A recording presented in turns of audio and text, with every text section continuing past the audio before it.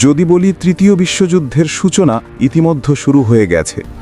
প্রথম ধ্বংস হবে তুরস্ক, ইসরায়েল দাজ্জালের জন্য তৃতীয় দুর্গ বানানোর পরিকল্পনা। মুসলমানরা শুধু অসহায়ভাবে দেখবে। আমেরিকা, রাশিয়া আর ইসরায়েল সবাই নামবে যুদ্ধক্ষেত্রে, আর মুসলিম দেশগুলো একে একে ধ্বংসস্তূপে পরিণত হবে। কিন্তু শেষ মুহূর্তে আল্লাহ তাআলা আকাশে পাঠাবেন ৩,০০০ কালো যুদ্ধ বিমান, যা বিশ্ব ইতিহাসকে পাল্টে দিবে। মুহাম্মদ কাসিম বলেন, ৩ মার্চ ২০১৭ সালের স্বপ্নে আমি দেখি যে তুর্কি অধপতিত হয় ও তুর্কিতে ধ্বংস শুরু হয়। তারপর ইসরায়েল সত্যিই সক্রিয় হয়ে ওঠে। ইসরায়েল ফিলিস্তিন এলাকায় তার অপারেশন বৃদ্ধি করে এবং এতে দাজ্জালের জন্য একটি দুর্গ নির্মাণ করে, এবং মুসলমানরা প্রতিবাদ ছাড়া আর কিছুই করতে পারে না। ইসরায়েল অন্যান্য কিছু দলের সঙ্গে জোট গঠন করে এবং তাছাড়াও সন্ত্রাসী কার্যক্রম শুরু করে। আমেরিকা সম্পূর্ণভাবে ইসরায়েলকে সমর্থন করে এবং তাদের বুদ্ধিমত্তা ব্যবহার করে। যখন রাশিয়া এই ব্যাপারে জানতে পারল, তখন তারাও এই সব এলাকায় অন্যান্য দলের সঙ্গে জোট গঠন করে। তারপর হঠাৎ করে আমেরিকা প্রকাশ্যে লাফ দিয়ে মধ্যপ্রাচ্যের আসে এবং ইসরায়েল ও অন্যান্য জোটের সাথে সাক্ষাৎ করে এবং রাশিয়ার দলের সাথে যুদ্ধ শুরু করে।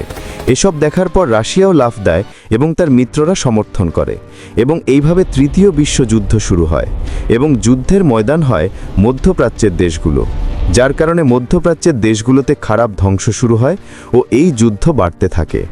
আমেরিকা, রাশিয়া ও তাদের মিত্রদের এই যুদ্ধের কারণে বৃহৎ পরিমাণ মুসলমানরা মরতে শুরু করে, এবং এই যুদ্ধ এত বেশি আতঙ্কজনক ও ভয়ঙ্কর হয়ে ওঠে যে কেউ তাদের জন্য কিছুই করেনি। এই যুদ্ধ ধীরে ধীরে মিশর, সুদান, সৌদি আরব, কুয়েত, দুবাই, মধ্যপ্রাচ্য ও আরব দেশগুলোতে ছড়িয়ে পড়ে, এবং আমেরিকা, রাশিয়া ও ইসরায়েলের মিত্ররা তা আরও বাড়িয়ে চলছে। কিছু মুসলিম দেশ আমেরিকা ও রাশিয়ার সঙ্গে মিত্র হয়ে ওঠে। উভয় পরাশক্তি জমির অধিকাংশ নিতে চেয়েছিল, এবং ইতিমধ্যে যারা এই ক্ষেত্রগুলিতে ছিল তারাও দাঁড়িয়ে যায় এবং একে অন্যের বিরুদ্ধে যুদ্ধ শুরু করে। কিন্তু অন্যদিকে পাকিস্তানের অগ্রগতি চলছে এবং এটি শক্তিশালী হতে থাকে, এবং ভারত মিত্র হয় আমেরিকা ও ইসরায়েলের, যাতে মধ্যপ্রাচ্যের সাথে বরাবর থাকে। আমেরিকা, ইসরায়েল ও অন্যান্য মিত্ররা একসাথে পাকিস্তানের উপর হামলা চালায়। তারা পাকিস্তানকে ধ্বংস করতে চেয়েছিল।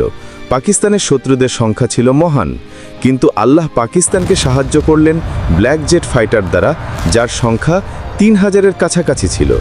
তারপর পাকিস্তানের বিরুদ্ধে যুদ্ধ শুরু হয় এবং পাকিস্তান আল্লাহর সাহায্যে যুদ্ধে জয়ী হয়, এবং পাকিস্তান, ভারত, বাংলাদেশ ও আফগানিস্তান জয় করে। ভারতের ওপর জয়লাভের পর ইন্দোনেশিয়া ও মালয়েশিয়া পাকিস্তানের মিত্র হয়। তারপর পাকিস্তান আল্লাহর ইচ্ছায় মধ্যপ্রাচ্যে প্রবেশ করে এবং দুই মহাশক্তির বিরুদ্ধে কালো যোদ্ধার জেট নিয়ে যুদ্ধ করে। পাকিস্তান এমনভাবে শত্রুদের আক্রমণ করে যে কেউ তাদের থামাতে পারে না। দুই মহাশক্তিকে পরাজিত করে পাকিস্তান নিজেকে একটি মহাশক্তিতে পরিণত করে এবং বিশ্ব থেকে আলাদা হয়ে যায়। পাকিস্তান মধ্যপ্রাচ্য ও আরব দেশগুলোর নিয়ন্ত্রণ ফিরে পায়। ওইসব এলাকা পাকিস্তানের অংশ হয় এবং তারা সেগুলো পুনর্নির্মাণ শুরু করে। এরপর শেষ নবী মুহাম্মদ সাল্লাল্লাহু আলাইহি ওয়াসাল্লামের সত্য ইসলামের প্রতিষ্ঠা হয় এবং ওইসব অঞ্চলে শান্তি প্রতিষ্ঠিত হয় যেখানে আগে মানব ইতিহাসের সবচেয়ে বড় যুদ্ধ হয়েছিল।